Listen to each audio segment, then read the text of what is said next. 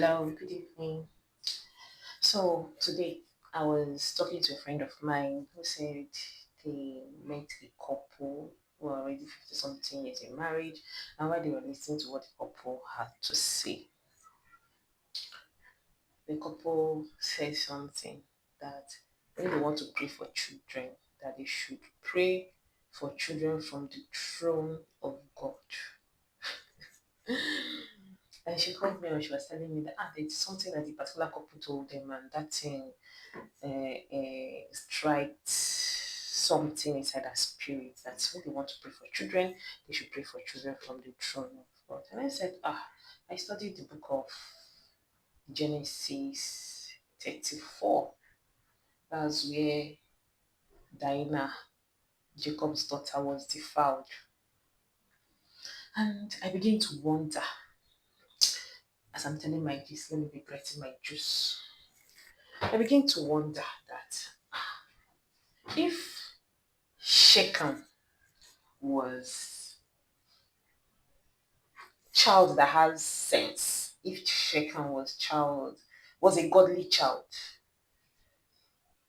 his sin wouldn't have led to the destruction and killing of his whole community.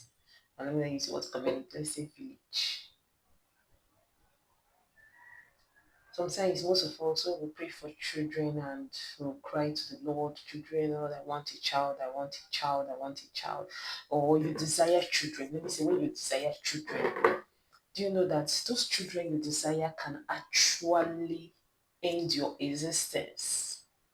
Can actually result bringing blessings to you. They bring total misery.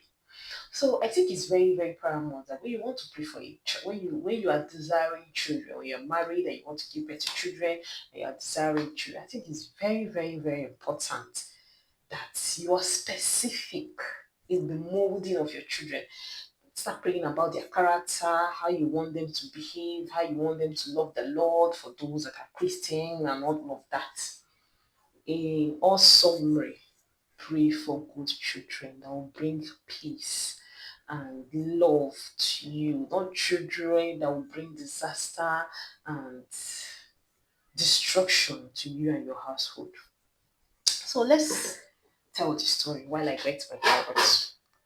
So Shechem, oh no, Dinah went to go and see the daughters of the land. And when she got there, they were not around, and Shechem saw her and laid with her and defiled her. And after the whole incident, the Bible said, according to the Bible, his soul cleave unto her and he loved her.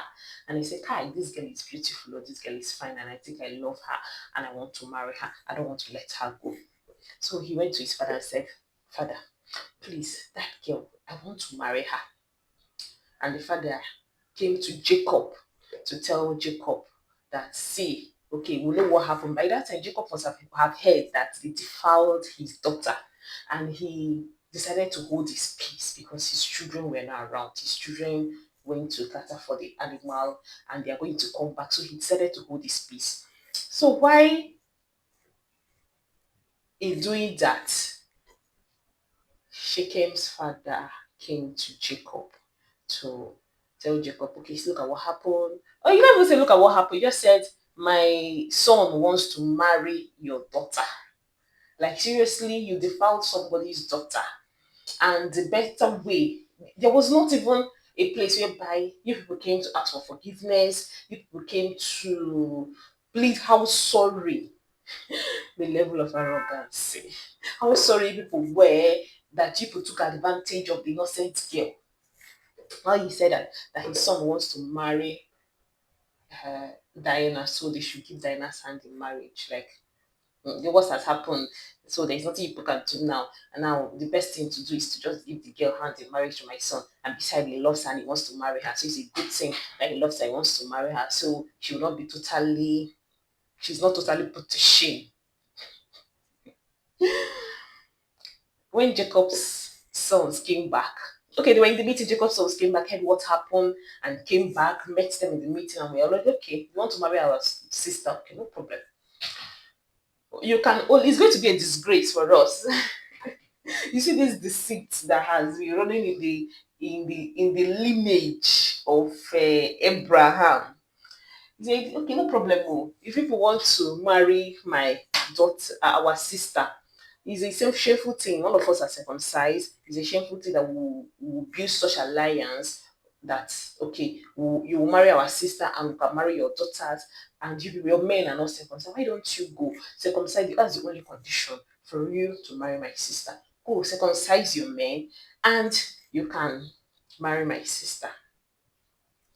And Shechem's father, which was Hamor, went back home, called his village elders or people, and said, okay, look at these people. They have a lot of cattle, they have a lot of goats. If we start intermarrying each other, these cattle and goats are going to be ours. So it's a good thing that will be to their condition. They said the only condition for us to be one is for us to circumcise ourselves. All the male will be circumcised, so I can be one like them. And the villagers agreed and said, okay, no problem. They're going to do what Shechem's father is asking of them so that they can be one with Jacob's sons. But it also baffles me because they told the people that these people have political one goat and sheep, and for us to be one, that we have to circumcise so that we can be like them, so that we can marry which of the daughters? Okay, so that they can marry our daughters. Okay, let's leave it that way. Because it's only Diana that is the only daughter Jacob has. So that they can marry your own daughters, and you people also have their ships. So because of greed, of not being contented with what you people have, that was why you agreed to that ridiculous condition. They agreed. They circumcised themselves. Hope you circumcised themselves. Jacob's sons waited till like when they knew they were weak. I think 3 days later, when the wound was so sore, Simeon and Levi entered into the community and wiped all the male, including Shechem and his father, and took their sister. Then the remaining sons of Jacob entered into the community and took all the cattle, the sheep, all their belongings, their wives and their women. The irony in that story is that one, they walked by sight. They walked by sight. Let me not even say they walked by sight in the sense that they were looking at what they are going to acquire, or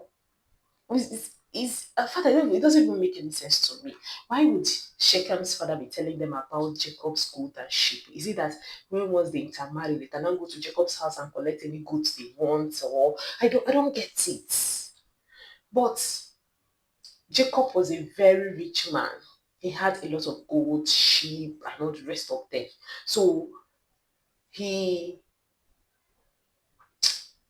it doesn't make any sense to me. Now, you people were so vulnerable, brought yourself to the place of vulnerability that Jacob's children could take advantage of you people, then took you people's goods, took people's sheep, took you people's daughters and women for themselves. Interesting. One, if your son or your child commits a sin, plead for the forgiveness of the sins they have committed. Not being arrogant like them, call them to order.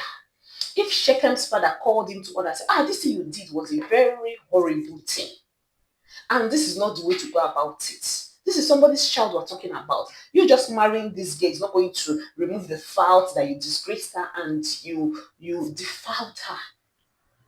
First of all, let's go and find out how we are going to ask for the forgiveness of the parents of this child before you can even start talking about, okay, I like her, I want to marry her. I'm sorry, I was tempted. It was the devil and it happened. Please forgive me. Then you can now start talking about, please, okay, what am I going to do to atone my sins? Then you can now start talking about, okay, please, I want to marry your daughter. You just came carelessly.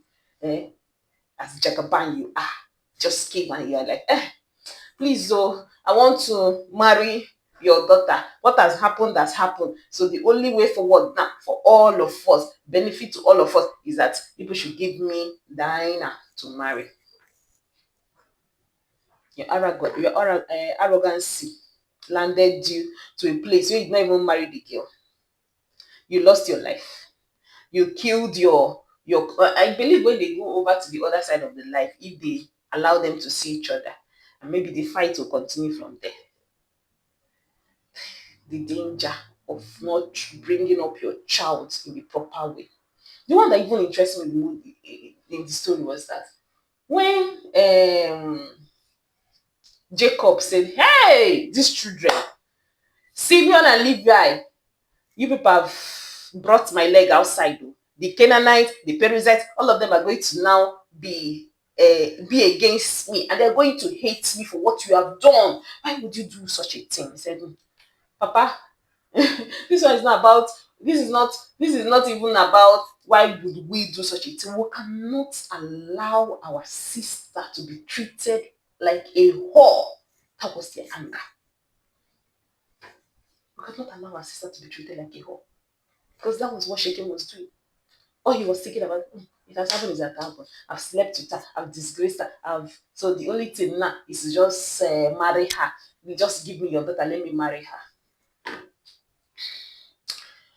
When you are praying for children, also make sure you add it. Father, don't give me children that will bring my downfall. Don't give me disobedient children. Pray specifically how you want your children to be. I pray that God will help us. Or would me personally help me when I get to that stage of life. I'll be able to do the sacrifice required. When I mean sacrifice, I mean prayer time required for me to mold the character of my children. Because this thing, molding the character of your children spiritually, is very, very important. It's very, very important. If not, they will disgrace you. And even when you finish doing the spiritual work, also know how to do this physical work. Call a spade a spade. Tell a child when they are wrong. Show them way to atone their sins. Stop covering up for your children. Stop covering up for your children. I don't have much to say. Day one.